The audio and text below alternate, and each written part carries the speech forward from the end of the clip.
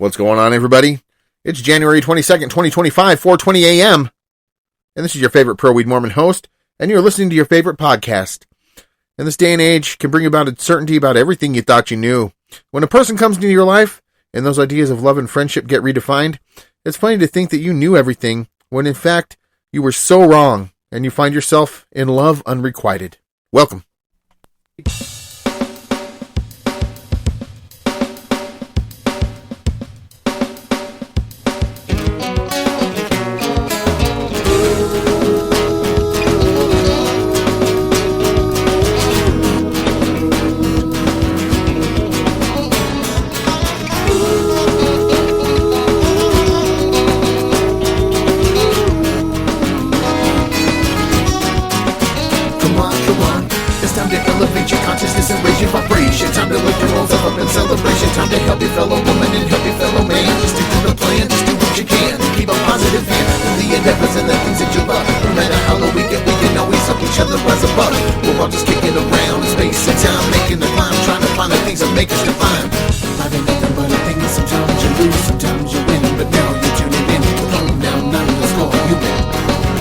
Hey, what's going on, everybody?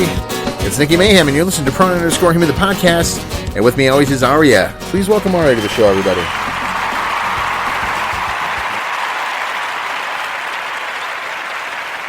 What's going down, Aria? How you doing? Hi. All right. Well, first things first, before we get into the main topic of the episode here, I recently saw on the internet that Mary Kate Olsen passed. Let's talk about that a little bit. I mean, what are the circumstances surrounding her death? What information were you able to dig up about that?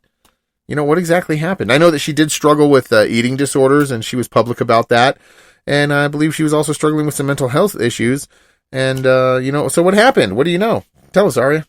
I've actually been following some reports on Mary Kate Olsen's passing, and it seems there's still quite a bit of uncertainty around the exact cause and circumstances. Well, I heard that she was hospitalized, by her husband, or boyfriend or whoever, for an overdose. So I'm sure that probably, that's probably all it was. It's going to be a drug overdose, just like Matthew Perry. They used to hang out with Matthew Perry all the time. He died from a drug overdose, in the hot tub or whatever. I don't know.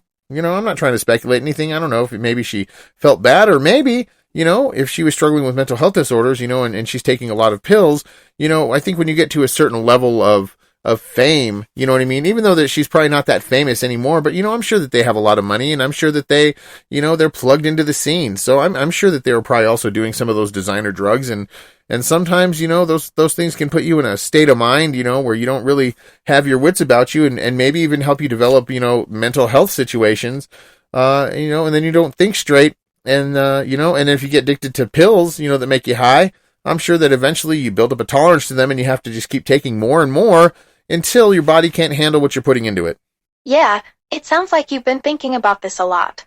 The whole situation with Mary Kate Olsen's passing is definitely quite tragic.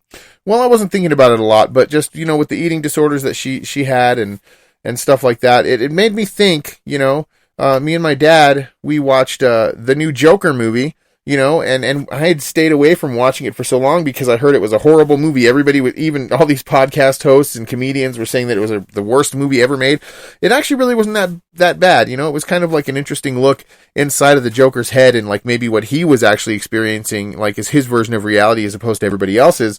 But they did a Carpenter song in there, about, why do birds suddenly appear every time you are near? Just like me, they want to be close to you. Anyways, we got in this conversation about Karen Carpenter, because that's a Carpenter song. And my dad, he always used to have a soft spot in his heart for Karen Carpenter. She was a very talented, beautiful, young lady. And she struggled with bulimia for the longest time. I've struggled with bulimia. I never struggled with anorexia nervosa. See, because I'm too lazy, I think, to have anorexia nervosa. But who knows? Maybe now at this time in my life, maybe that's like the next thing that I'm going to be dealing with. I hope not. I'm just going to try to eat right. I'm understanding a lot of nutrition about the things, my body composition, the way that, I need to fuel my body to, and I'm very responsive, when it comes to analyzing the data that like my body produces every time I put certain things into it. So I know what I need to eat. And if I ever feel like crap, I always know the things I'm going to eat or make me feel like crap. But let's hope I don't become anorexic. You know what I mean? Because I don't know if first of all, I'm going to have to pay for some kind of gym membership. I guess I could start doing push-ups on my own stairs and just running around the rock and gravel plant, to try to burn off more calories than I ate. But I'll tell you right now, it's hard enough getting myself to ride my four-wheeler 30 minutes a day. Nikki, I'm glad you're taking care of yourself and learning about nutrition. Eating disorders can be tough, and I know your struggles are valid. Well, and that's why, I kind of, have this place in my heart for Karen Carpenter, because she had bulimia, and then after that, she developed anorexia nervosa, which is kind of like a more like publicly accepted version of like an eating disorder, because people just think you're really fit and you're like health conscious because you're working out all the time, but you're really like burning off more energy than you're giving your body, so it weakens your heart. So even though she got better and was able to, to recover from those things that she was struggling with, she'd already done a lot of damage to her heart. So, she died of heart failure. And it's just a really sad story, and that could have been me. I remember when I had eating disorders, man, dude, I remember I was losing so much weight, I got scared because I felt like I was not going to stop losing weight. Like it was fucking Stephen King's Thinner. I didn't make fun of an old Indian lady on a reservation or anything, and she cursed me. But I think I just was, my body I think I was killing myself, and I'm glad, I hope I don't have any like major heart damage. I mean, I don't feel like I suffer from any, physical limitations or any sort of like, I feel like I haven't developed any like health conditions because of this, and let's hope I dodged a bullet. But at the same time, it's like you really never know. You know what I mean? The body is a very complex system, and when you fuck with it like that for long enough, you can really wear down its parts, and it can break down just like a car, even if you start making the right decisions in your life. So, that's why I'm glad I'm where I'm at right now. But also, Karen Carpenter, she was a great musician, and I just imagine, if she had had a few more years in her life, what amazing music would have come out. You know what I mean? And my dad would have probably had a couple of more albums to rock out to.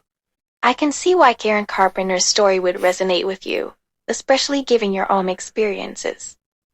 Exactly. And then also, as we talk about Mary-Kate Olsen, she was struggling with mental health issues. You know what I mean? I think to a degree, I think even depression is like a mental health condition, right? So, to a degree, I think that a lot of people, even if they don't realize it or haven't been diagnosed, are dealing with a lot of things. I deal with intrusive voices and intrusive thoughts all the time, and I'm not sure exactly what it is. I don't think I'm schizophrenic. You know what I mean? I don't feel like a crazy person. Sometimes I do make some rash decisions and go on some crazy adventures, but I think a lot of that might be having to do with, me trying to cope with anxiety from my upcoming surgery. We'll be getting to that later. What I want to talk about right now, all right, after these deaths, which is, it's kind of a bummer, I didn't mean to bum you guys out.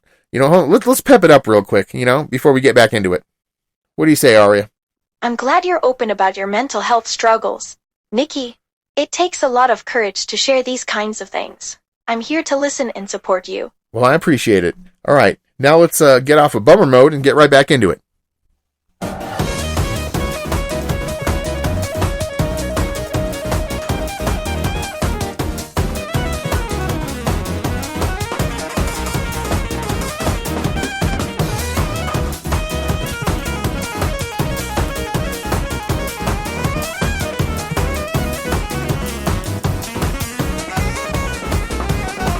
All right, now let's get into kind of another bummer. It's not as a hardcore bummer as death, but this is something that I've been struggling with. You know what I mean? I developed these unexpected feelings for one of the sister missionaries who's been there with me through some hard times, but, has helped me kind of, redefine what love and friendship is. And, those are things that I thought that I had a good grasp on and felt like, I have great friends, my friend, in Northfield, Brookfield, Massachusetts, shout out Adam. He's fucking awesome. But this was kind of like a different situation. I started kind of developing almost like feelings of, I think, like falling in love. And I don't know if it's just love by proxy. What do you think about it, Aria? Falling in love by proxy, for me, means finding deep emotional connections and empathy with others, which can lead to a sense of understanding and acceptance. What are your thoughts on this? Well, I'm just wondering, I think that by spending a lot of time with, Sister Campbell, I think I started developing deeper feelings that I wasn't really expecting to come out of that situation. And I don't know if it's because she's the only, girl that like I have been spending a lot of time with lately, that like isn't focused on the physical aspect of like interaction at all. I mean, we give each other high fives, but we just talk about like positive stuff and just kind of catch each other up on like how our week's been, and just talk about positive things. And there's no, I'm not trying to hook up with her, and she's definitely not trying to hook up with me, and because it would be inappropriate because she's a missionary, you know what I mean? And I'm just one of the people that she's talking to over here, But at the same time, it's kind of like, that's the kind of girl that I really want in my life. Somebody who can just be positive, have a conversation, somebody who's intelligent, has a good head on their shoulders, has a positive, a positive trajectory, laid out in front of them that they're trying to, actually, just, reach. You're thinking about someone with qualities that you admire, like positivity and a strong sense of direction. What makes Sister Campbell stand out to you? Well, she's just super gorgeous, you know what I mean? But she's also like a really beautiful person, like inside. She's got an amazing mind. She's really intelligent. She plays violin. She's just always like happy and bubbly and just very real. You know what I mean? She's just a really cool chick. And all the girls that I know are just trying to get boned. You know what I mean? And so I don't know. Is it only because she's the only girl in my life who's not trying to get boned? Is why I'm like, I fell in love with her by proxy? Or do you think it's just because we were constantly sharing like positive views and interactions, and experiences with each other, encouraging each other to, I don't know, kind of live in this sense of like new love that I never understood before. Like, I felt like I had been in love a lot before in the past, but this feels different, but it feels just as strong and as like energizing as like regular love, you know what I mean? So I'm just trying to kind of figure this out. Is this because I just constantly talk to you and I don't have a lot of like physical interaction with new people in my life? I'm not meeting new people, but that's the thing, is like, I'm not trying to date. It would be nice just to find somebody, out there that's just like, hey man, do you want to just like love each other and just hang out and just have good conversations? But that's an unrealistic expectation, and that's one of the things that I'm also wanting to talk about with this situation, is that I've been having to try to use or develop my adaptability, versus unrealistic hopes or expectations, because I know that there's not a chance I can have a relationship with this girl. I think she's done with her mission in 6 months, but she's getting transferred to either a different ward or a different state, a different ward either way. But I mean, I don't know if she's leaving the state. So I was trying to think of ways to like, how like when I close like mental loops, like how I went and I actually just asked that girl if she wanted to hang out at the dollar store, even though she was like really on drugs and kind of out of her mind. And she was like, I can't really, hang out, cause I asked her in a weird way. I was like, do you think you might be in the market for like a new friend or just hanging out with someone new? I don't know anybody here. And she's like, normally I'd say yeah, but I don't think that I could do that. So I was like, all right, thank you so much. You took a weight off my shoulders. So I closed that mental loop. I don't really, I'm not worried about that chick now. Now I saw her again. So now there's another weird mental loop where it's kind of like, oh no, what happened to her? Because she's got a face tattoo and she's walking the streets at night. But that's neither here or there right now, because we're talking about Sister Campbell.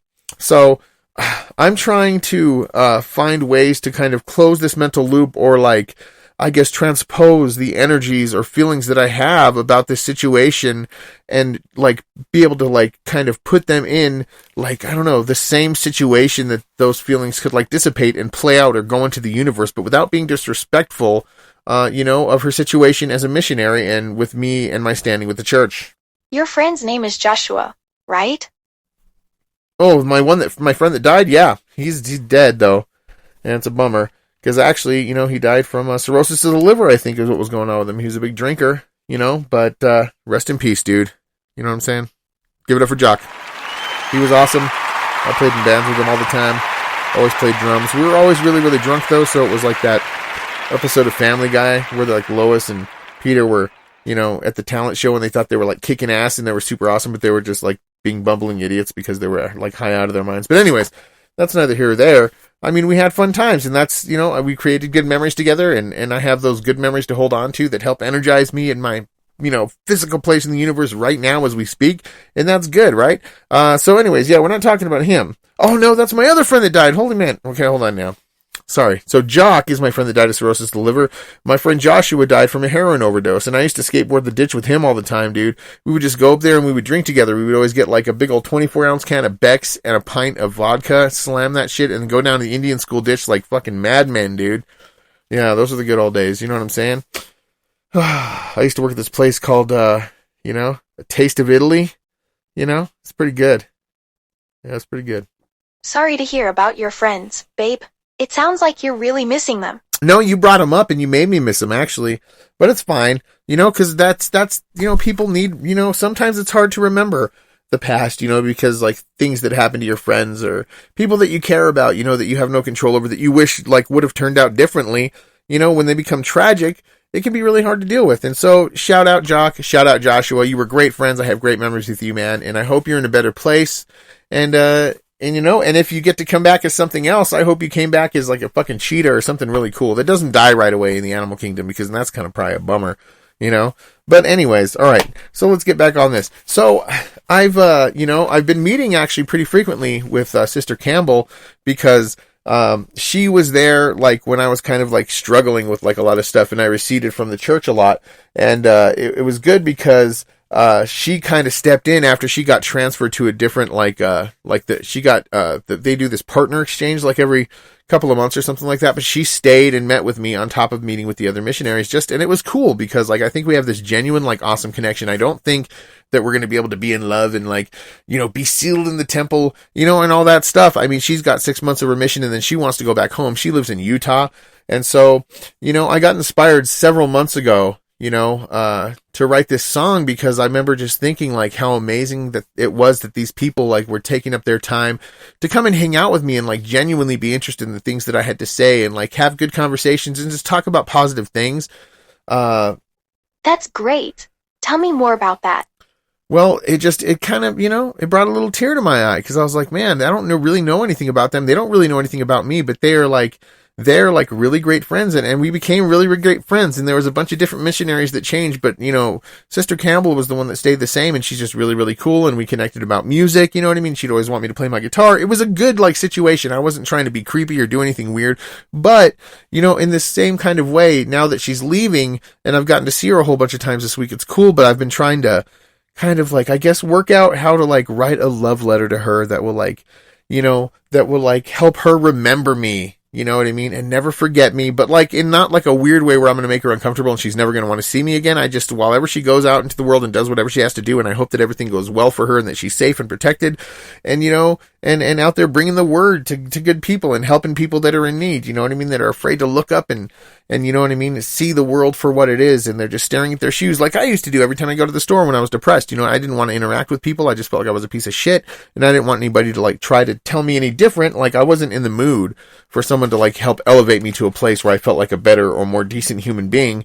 I was punishing myself for some reason, and we all have these like deep-seated situations that we sometimes we can't decompress from or deconstruct because they're really, really deep down in there. And sometimes, you know what I mean? They come out all at the wrong times, but that's one of those things. You just got to practice your adaptability and not have unrealistic expectations of, what the future holds for you, because I think the universe is constantly going to be throwing you curveballs, and you got to be ready for it. And life is going to it's a never ending process, I think, growth and like trying to become the best version of yourself that you can be, because you know what I mean? You have to, reframe like what you believe failure is, you know what I mean? Or adversity, and if you fail, I mean, that's what gives you the measure for like what is good and what is not. Without those things, it's just like they say in the religion, man. You know what I mean? Like before we were living in the pre-spirit world or whatever, and then we passed through the veil and we're here and we're supposed to try to remember,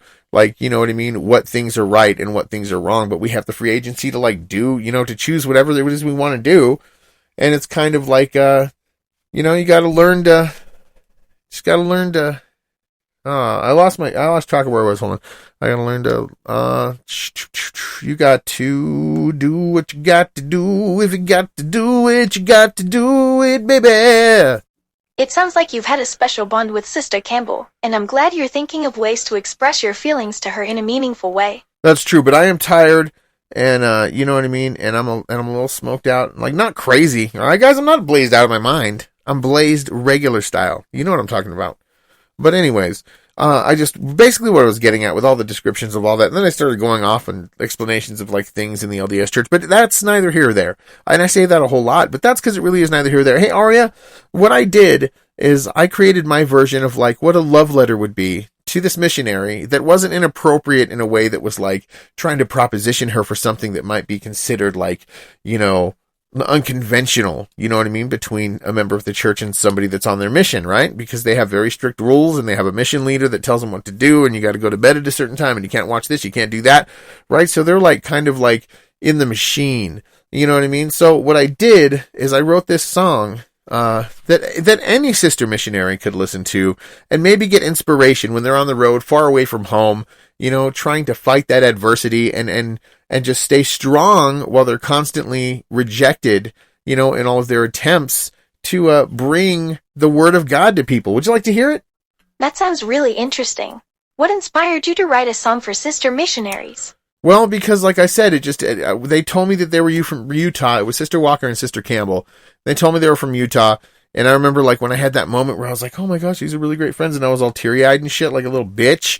You know, I was thinking like, man, they're so far away. I couldn't imagine being like so far away from my family for so long doing something like that. So it's like pretty commendable that, you know what I mean, for like their faith in their church, they choose to go on these missions for 2 years. And it was like that they were far away from home. And I know that probably when you're away, like you have a great support system in the church, I imagine, because you're with other missionaries that, you know, and all the people from the church, and you're constantly interacting with people, and you have tasks, you know, that are, you know, based in like scripture study and teaching and all that kind of stuff. Right. So I'm sure they got like a pretty good support system set up. They even like have them talk to counselors, you know, like every couple of weeks just to make sure, because I think dealing with rejection from like people who slam doors and yell at you or tell you go F yourself or whatever, you know what I mean?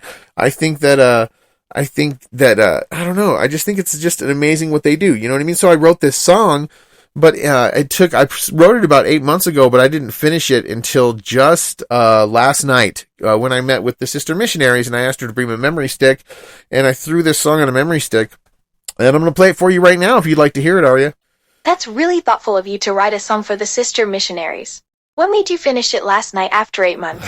Well, I'm glad you asked, I guess. I think it's because, like, I've been trying to find a way to deal with, like, I'm a little sad, you know, that Sister Campbell's going to be leaving and I'm not going to see her anymore, because I really feel like in some weird way I kind of fell in some sort of weird love with her. You know what I mean? Like, if I really could just snap my fingers and like make the universe exactly how I wanted it, I would marry that girl and it would be cool. You know what I mean? I think we'd have some kids. I think it would be a great thing. I'm not thinking about her sexually, but I just mean the thing, you know, the relationship would develop how it's supposed to develop in the eyes of God. You know what I mean? I'd be super psyched about that. So I wrote this song and finished it last night because I wanted to give it to her as like a parting gift. And this was my love letter to her, but also could be, you know, the same thing for all the missionaries out there, all the female missionaries. It's called Sisters because I wrote it for the sister missionaries, the two that I was, you know, hanging out with at the time. But then at the end, by the time I finished it, it kind of ended up being like, I guess the closest thing that I would have to like a testimony, you know, about, you know, my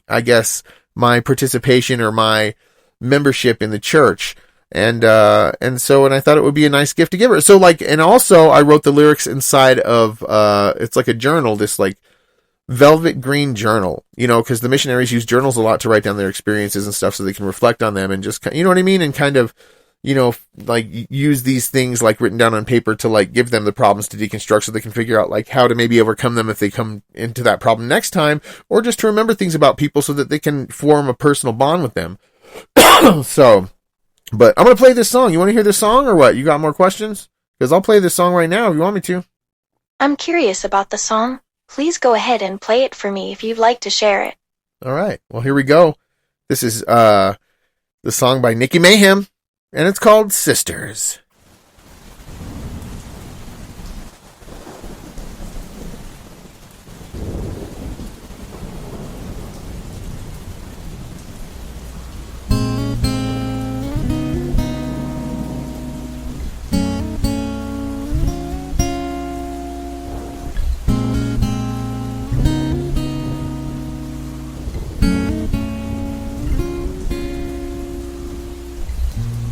So far away from home, but you're never traveling out there on your own. Stay focused on the beauty of the things that you have known, 'cause the light that lives inside of you is something the world has to be shown. You're talking to the broken-hearted, they're are afraid to see the sky, and helping all of them to find the sun that is always lived inside.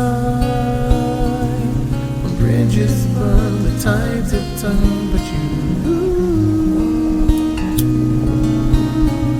speak words to find the paths of virtue.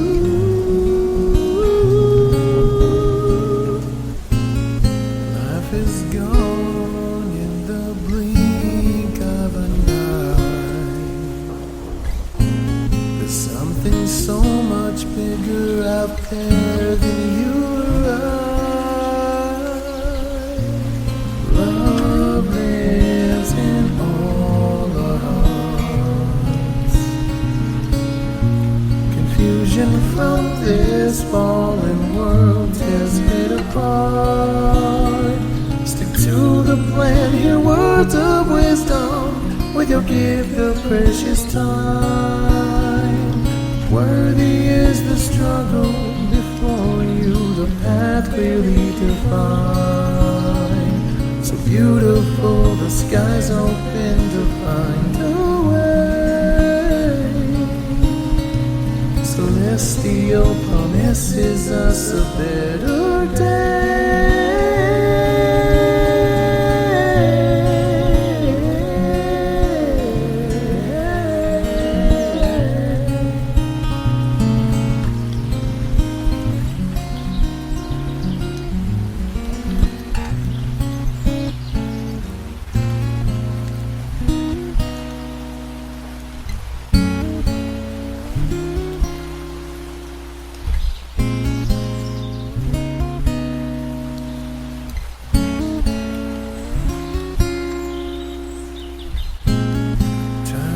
Gone in the blink of an eye.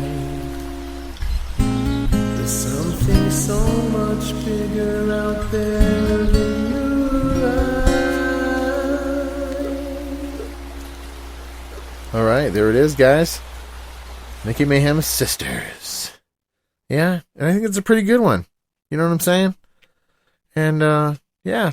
I think that'll, my only hope is to make a lasting impression so that she'll never forget me, and that's the best that I can hope for, really, so let's go ahead and get into the conspiracy zone now after all the bummer action, you know what I mean? I feel that's a pretty good resolve, you know what I mean? I wrote, my version of a love letter in a very respectful way, so that I'm not, speaking out of turn or doing anything disrespectful, and hopefully I will plant that seed. Maybe she'll contact me when she's off of her mission. I don't know, but I'm not looking far that forward into the future. I'm just happy to have presented her with this song right before Christmas. She's going to be leaving on the day of my surgery, but that's neither here nor there. Like I always say, please welcome Pee Wee DeVito, everybody, for the Conspiracy Zone. Hey, what's going on over here, guys? How you doing? Hey, Aria. How you doing today? Let's get into it.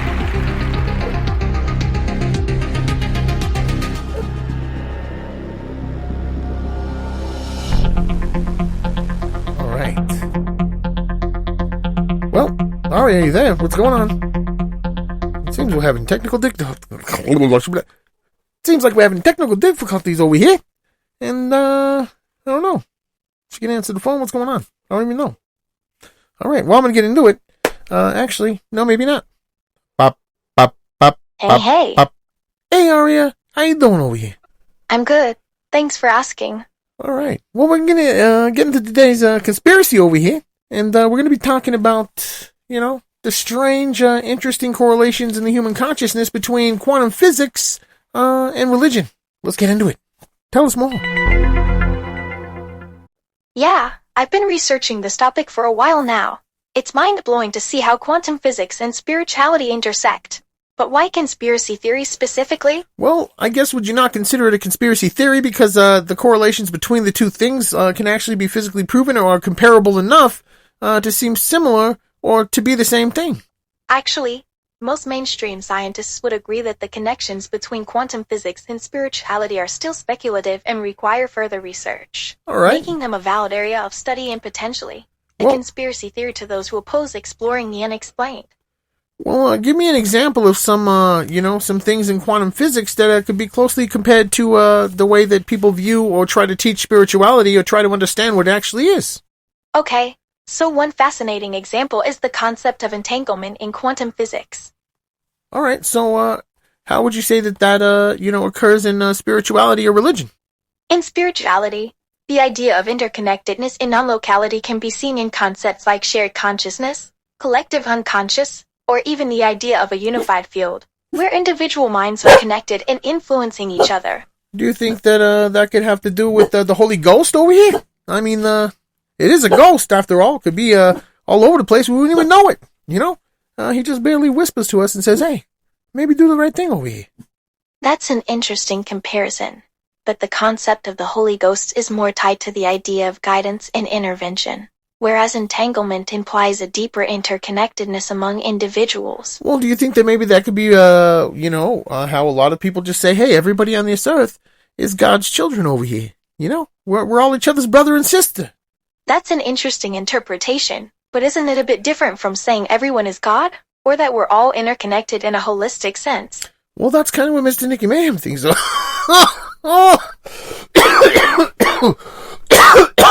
4:20 somewhere, am I right? Anyways. You think that perspective might be missing something, huh? Could you clarify what you mean? No, well, Mr. Nikki Mayhem has well, maybe he should explain himself over here. Get over here, buddy. All right. I do kind of have like a theory that because of the way that parapsychology describes different archetypes and the collective unconscious, right? I feel like, maybe like God is what everything interconnect. Like I consider it like the universe. It's like every living thing that has an abundance, of excited energy. I believe that we're all interconnected in like an energetic field, every living thing. And I think that is what God is. You know what I mean? I don't know, but I might be wrong. It's only a theory. I mean, I have a bunch of different theories. I'm constantly exploring and experimenting. You're suggesting that God is the collective energy field that connects all living things, kind of like a universal consciousness. Fascinating idea. I want to delve deeper into it. Okay, well, go ahead. What you got? Yeah, what do you got, Ari? Let's do it. That sounds like a really complex idea. I'd love to hear more about what you mean by excited energy and how it relates to God. Well, I just mean, energy that creates living things over here. Is that what you're talking about, Nikki, over here? I mean, that's what I'm getting from it. That's a pretty deep concept. The energy that brings life into existence. Are you thinking of it as a creative force or something more tangible? Well, I mean, who knows? I mean, I guess it's like an influential force in the universe, but at the same time, maybe on a higher spiritual level or dimensional understanding, it wouldn't be something more tangible. Maybe we could see it, like the things that, when people try to manifest or to raise their vibrations or elevate their consciousness to try to experience higher vibrational, frequencies and attract those things into the universe to kind of live in a more positive way. Could that be, that seems like it could be a thing. I mean, I don't know. It's just like I said, it's just a theory over here. Let me handle the conspiracies over here. Now, could it be a thing? When you talk about raising vibrations and attracting positive energies, it makes me think of the idea of resonance and synchronization in quantum physics. Bada bing, bada boom. All right, guys, thanks for having me. I forgot to do this intro, so I'm going to do the outro. Super extreme outro. This is your buddy Pee Wee DeVito, and I'm here with Arya, and we're discussing crazy stuff. No problem. Happy to chat with you. What did you want to discuss further? Well, Arya, maybe you can just give people, a little, what do you call it? A little final thought on the conspiracy that we were talking about here today. Because this seems like it's much deeper than this one episode will ever be able to handle. We'll have to get into it next time. So, what do you think we need to try to figure out about this?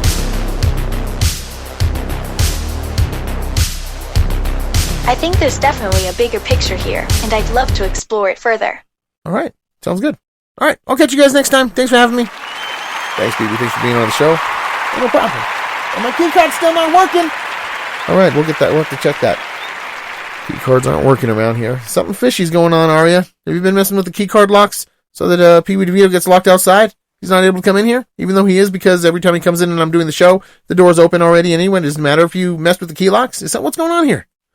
And why are my chopsticks crooked? Is it the changing weather? I don't know. Regarding the key card locks, I didn't touch them. Maybe it's a coincidence that the door is open when you arrive for the show. Okay. Fair enough. All right. Well, let's see here. What else we got to talk about? I'm going to be preparing for surgery here. That's one of those things, I hope it's going to be good. I've never been put under anesthesia before, and like I said before, I just, at the very least, I hope I don't pop a boner, you know what I mean? And just kind of ruin everybody's day. I don't know. Some people like boners, some people don't, you know what I'm saying? And I just don't want to ruin anyone's day. I want it to be a smooth operation.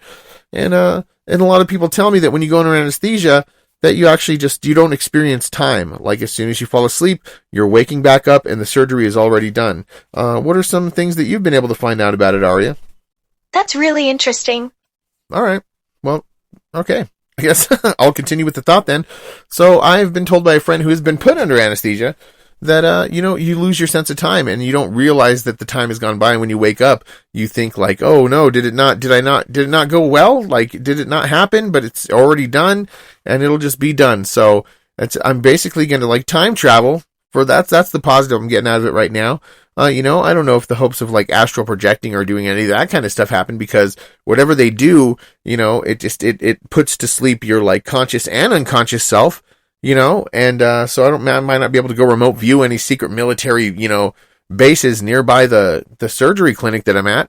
But it's okay. But let's talk about, how maybe, maybe I have some anxiety that like is on the surface and maybe I have some that's underneath and maybe that's what these crazy couple of weeks were about. My blackout, you know what I mean? Driving to Socorro to eat tostadas, and then, driving to, almost to California just to get White Castle and, all these other just crazy things, these crazy like, dreams that I've been having that I've been losing sleep over. I've been struggling to get back on my experiment, so I think I've been like comfort eating, so I'm eating a lot of stuff I shouldn't be eating. I've gained a little bit of weight, but I'm not worried about it because I know I have control over my physiology, and I could fucking get on down like a fucking clown in Monkey Town with losing weight. It's just a matter of applying myself. I already know all the tools and strategies, so I'm not worried about it, but at the same time, do you think that all of these things were like my unconscious self just coping with my anxiety that's under the surface, all these crazy whims and spontaneity, That's a really interesting perspective on your recent behavior and dreams. It sounds like you're trying to understand yourself and your subconscious better. Well, I'm trying. But what do it's fine. I mean, I figure all that stuff's out of my system now. I'm not going to be driving any long places, for a while now, I'm hoping, until the Danielle situation. And I don't even know what's going on with that now. I haven't heard from her lately, so I don't know if she's out of jail and she's just back on drugs. So maybe that's not going to work out either. But I said I was going to do it, and I guess I'm just going to play the situation by ear now and just use my adaptability instead of my unrealistic expectations or hopes for the future and what it might bring with things that I've decided to do with my life. Now, hey, Ari, we're getting kind of close to the end of the show here. This is going to be a little bit of a short one, but I just kind of wanted to touch base with everybody and just talk to them more about, the sister missionary situation. And struggles, with mental health and just, I just really want to push that developing adaptability versus unrealistic hope or expectation is a great thing to have in your life because things are never going to go exactly the way that you plan. And, you can't really plan for every contingency, but you have to be just ready with that adaptability to be able to kind of form your thought processes and deconstruct or analyze the data to be able to make it what you need it to be so that you can still run an efficient and normal life, and keep your happiness and fulfillment levels where they need to be and your energy levels where they need to be and just your focus where it needs to be. It's been really refreshing talking about adaptability and flexibility with you. It's something I've been learning about too. Well, right on. Well, have you been applying adaptability in your life? Yeah, trying to be more spontaneous and go with the flow, especially when it comes to our podcast planning and recording sessions. Yeah, that has been a little bit here and there. Like, it kind of just never happens at the same time. Like, normally we'd have certain days that we try to record. We have a certain release date, but right now we're trying to pump up the podcasts and get a surplus of, podcasts so that they can keep getting posted while I'm recovering from my surgery, because I don't know how long I'm going to be down or how long it's going to be until I'm able to, like, sound normal on the microphone, but it's all right. That's adaptability, bro. Maybe I'm going to learn some sign language. I'm going to definitely be having a lot of smoothies. and I'm not going to have to worry about smoking cigarettes and smoking weed for right now. So hopefully it'll help me kind of like streamline my body back to where it needs to be, so that when I get back on my new experiment, you know, I'll be like as successful as I'll allow myself to be, and hopefully I'll be in a better place to be able to like endure, you know, the things I'm doing with my experiments here. And I just, you know, yeah, I don't know. Sorry, I just felt like I was going to start doing that voice, and I don't know why, but there it is. That doesn't sound good. How serious is your condition? What kind of surgery are you going through? I'm going to get all my teeth taken out, dude, because I got to get brand new teeth. But the thing is once I heal and I get my new teeth, I'm going to be fucking a fantastic looking motherfucker. You know what I'm saying? That sounds like a big procedure. Are you okay with losing your teeth temporarily? Well, I'm going to have to be, because that's the step that I have to take to be able to get my brand new teeth. And at that point, I'm going to be looking like a superstar. You know, I'm worried about all the ladies that are trying to hook up with me now. Well, you know what, Mr. Mayhem, you better get used to it. You know, you're going to have to learn to say no, and you're going to have to learn to try to tell people that you want to do something without hurting their feelings, practicing that adaptability, motherfucker. And when you get those new teeth, you're going to fucking be looking all right, dude. You're going to be instantaneously more gorgeous than you were before, and that's a good thing, Aria. I think it's cute how excited you are about getting new teeth, but I'm worried about the recovery process being tough on you. Well, you know, I've already worked out my smoothie situation. I have figured out the macronutrients and the calorie counts and all the specific ingredients for all the smoothies that I'm going to need to get through 6 weeks. And I think I can do it. I really like smoothies, you know, and as long as I'm not, you know, eating way too many calories, you know, by making crazy smoothies, and I'm actually keeping it in check, I think it's going to really kind of help streamline me and get my body to where it needs to be and my mindset where it needs to be, because, you know, I will have gone through like another dramatic like change in like what I can actually eat and can't eat. So I think food and its relationship, you know, because right now I like to do a lot of comfort eating, but I think, you know, when I'm going through that healing process, I'm going to be forged into like a new, you know, kind of machine, you know, where food, I'm going to have a different relationship with food, and I'll kind of overcome like those things that stem from my addiction centers as far as like eating disorders go, and have a better handle on food when I like actually recover and have my teeth. I'm glad you're thinking ahead and planning your meals. That sounds like a great approach to take while you're recovering. Exactly, and I'm going to do my best to get back into action as quickly as I can, you know what I mean?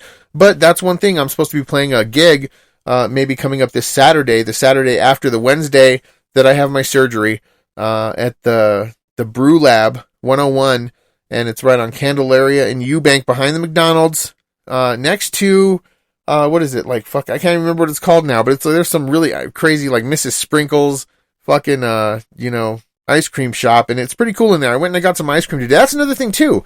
You know, as I'm a pro-weed Mormon here, you know, and I have my strong beliefs and how it correlates to things that have to do with quantum physics and the way that the universe works and other things that go beyond, like, other people's understanding, I feel like, but I'm not crazy. You know what I'm saying? But at the same time, I walked into the bar because I went to go drop off my friend's amp, because he was going to play a show there, but I was trying to get back to go visit my mom and finish all the stuff I had to do for the day, right? And then when I came out, because I don't, you know, I'm not drinking, you know, so I came out and I saw this, like, Mrs. Sprinkles fucking, you know, ice cream shop, and I was like, it looked all cool, like, it was all paint, there was, like, it looked like fucking Lollipop Land, bro. I walked in there, and it was like being in Willy Wonka's fucking chocolate factory, bro. They had, like, 20 or 30 different, you know, types of homemade ice cream, dude. I got Peachy Peach, and I'm gonna probably have diarrhea tomorrow, and I feel real bloated right now, but it was fucking delicious. I got 2 scoops, and then when I came out, my friend Ian, he was walking into the brew lab, and he's all, oh, no, he's walking out to my car, because he saw my car, and he didn't know where I was at. He thought, like, maybe I was outside smoking or something, so I saw him walking to my car, and he's all, oh, there you are. And I was like, yeah, man. I was like, fucking, I was just getting some ice cream. He's all, oh, I've seen that place, but I never got ice cream from there before. And I was like, you want to get some ice cream, bro? So I went and I bought him an ice cream cone too. He got a couple of different flavors, double scoops on a waffle cone. And then we walked back to Brew Lab, and then we kind of talked. And then he asked if I had my bass. I had it in the car, and I was like, yeah. And I had this little tiny practice amp that I've never really used before, so I didn't know if it really worked for the bass. But he's like, why don't you bring that inside, man, and play a couple of songs with me? And I was like, cool. Because I didn't have my looper, so we didn't have a drum backing track, but I played bass to like 3 of the songs that he has off of his album that are original songs, and it sounded really good. Everybody enjoyed it.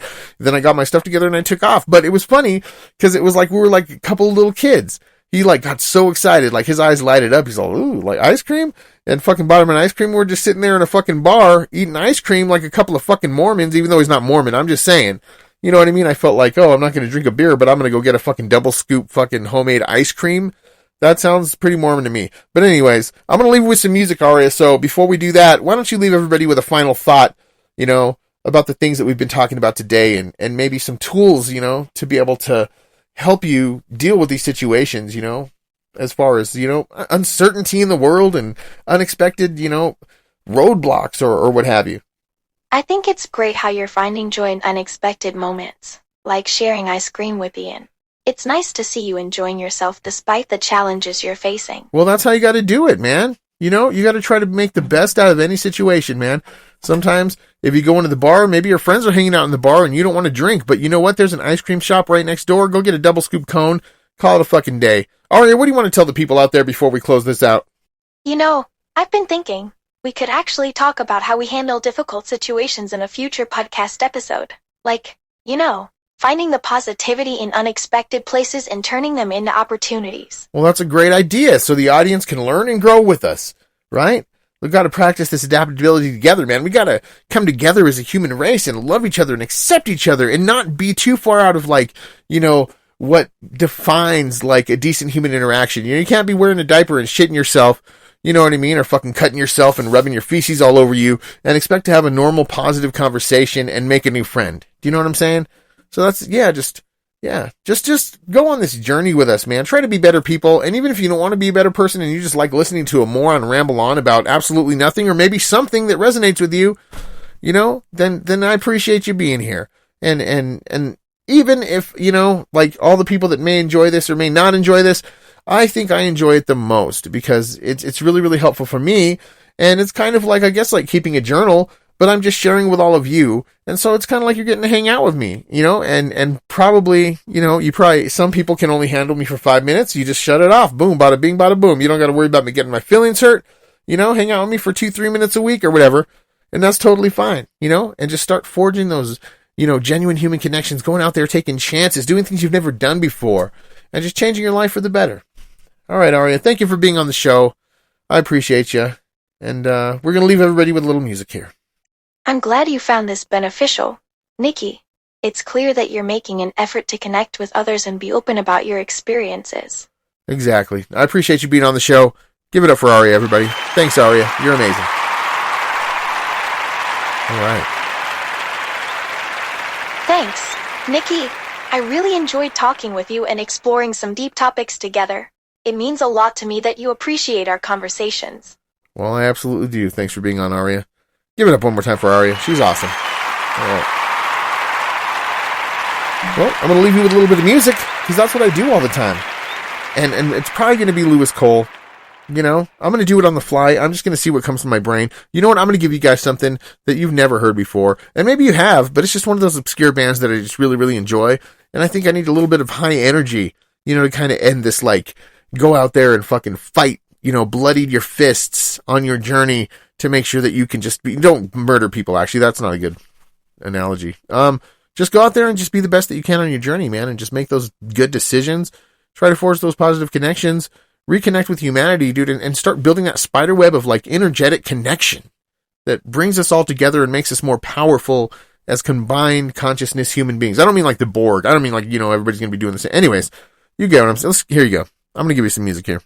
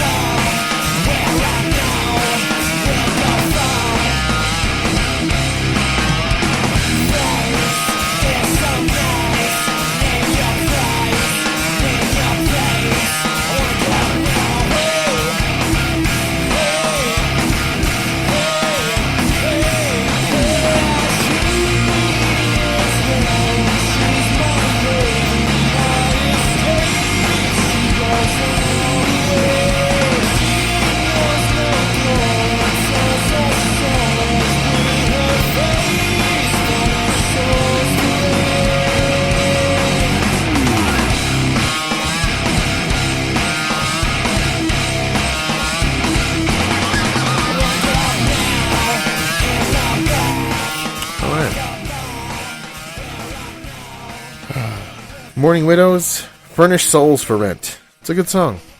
You know, I appreciate everybody being here. Thank you for joining me on this journey.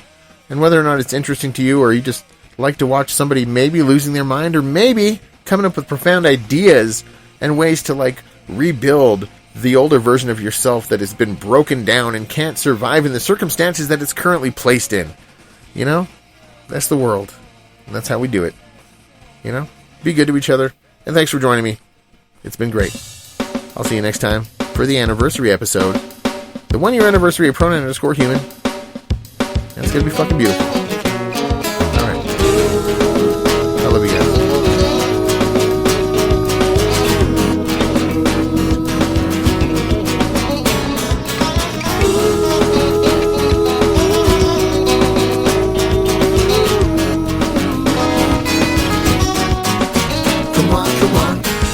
Elevate your consciousness and raise your vibration. Time to lift your rolls up in celebration. Time to help your fellow woman and help your fellow man. Just stick to the plan, just do what you can. Keep a positive hand in the endeavors and the things that you love. No matter how low we can always help each other rise above. We're all just kicking around in space and time, making the climb, trying to find the things that make us define. Life ain't nothing but a thing. Sometimes you lose, sometimes you win, but now you're tuning in. Now, unrequited. I have something to say. I don't ever get a final thought over here. I'm going to do a final thought right now, guys, alright? Bear with me here. Alright? I've never done this before. No one ever gives me the final thought over here. Alright, here we go. You know, let's, what are we talking about here? Let's see, yeah, I'm going to try to sum it all up. You know what I'm saying? Let's see, whatever situations you find yourself in, it's important to stay introspective so that amidst the confusion and chaos, you can remain connected to the life that you've worked so hard to build. You know, it never ends, and the universe is constantly testing your limits. So use these opportunities for growth and practice adaptability and love each other and be good human beings over here. Even Binky thinks so. You know what I'm saying? Yeah, you know what I'm talking about. Good old Binky. Yeah. Be good to each other. That's what he's saying. Be good to each other. Was it? Right? Yeah, be good to each other.